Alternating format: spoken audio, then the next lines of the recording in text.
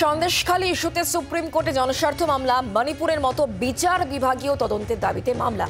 বাংলার বাইরে তদন্তকারীদের নিয়ে তদন্তের দাবি করা হয়েছে এবং দরকারে সিবিআই অথবা বিশেষ সিট গঠনের দাবি করা হয়েছে। সন্দেশখালী ইস্যুতে সুপ্রিম কোর্টে জনস্বার্থ মামলা, মণিপুরের মতো বিচার বিভাগীয় তদন্তের দাবিতে এই মামলা। সন্দেশখালী ইস্যু এবং এই ইস্যুতে সুপ্রিম কোর্টে জনস্বার্থ মামলা, এই বিষয় নিয়ে আমাদেরকে আরো জানাবেন রাজীব আমাদের সঙ্গে রয়েছেন, আমাদের প্রতিনিধি টেলিফোন লাইনে। রাজীব, কি মর্মে জনস্বার্থ মামলা? শুক্লা, দেখো, এবার সন্দেশখালীর ঘটনা নিয়ে সুপ্রিম কোর্টে মামলা দায়ের হলো এবং জনস্বার্থ মামলা দায়ের করেছেন একজন আইনজীবী, তার নাম অলোক শ্রীবাস্তব, এবং তিনি জানিয়েছেন যে পশ্চিমবঙ্গের যে সন্দেশখালীতে যে ঘটনা ঘটেছে সেই ঘটনায় সুপ্রিম কোর্ট ব্যবস্থা নিক এবং তার যে তদন্ত প্রক্রিয়া এবং তার বিচার প্রক্রিয়াটি পশ্চিমবঙ্গের বাইরে কোথাও করা হোক।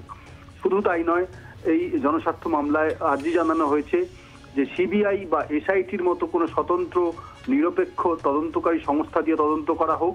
এই আর্জি নিয়ে জনস্বার্থ মামলাটি আজকে দায়ের করা হয়েছে এবং সেই আর্জিতে আরো জানানো হয়েছে যে মণিপুরের ঘটনায় যেরকম ভাবে সুপ্রিম কোর্ট 3 বিচারপতির বেঞ্চ গঠন করে পুরো মামলাটির শুনানি চালিয়েছে, এক্ষেত্রেও সন্দেশখালীর ঘটনাতেও সুপ্রিম কোর্ট 3 বিচারপতির বেঞ্চ গঠন করুক এবং যারা নির্যাতিতা, যারা নিপীড়িতা, তাদের আর্থিকভাবে তাদের ক্ষতিপূরণ বা আর্থিকভাবে তাদের সাহায্য করার বন্দোবস্ত করা হোক এবং যারা দোষী পুলিশ কর্মী এবং যারা এই পুরো ঘটনায় যারা অপরাধী সাব্যস্ত হয়েছে তাদের কঠোর শাস্তির ব্যবস্থা করা হোক।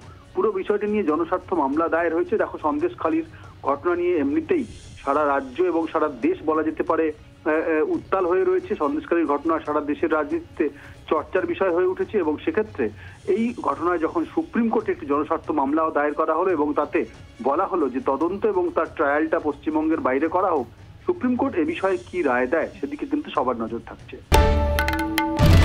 বাংলার আওয়াজ, বাঙালির আবেগ, জি 24 ঘন্টা।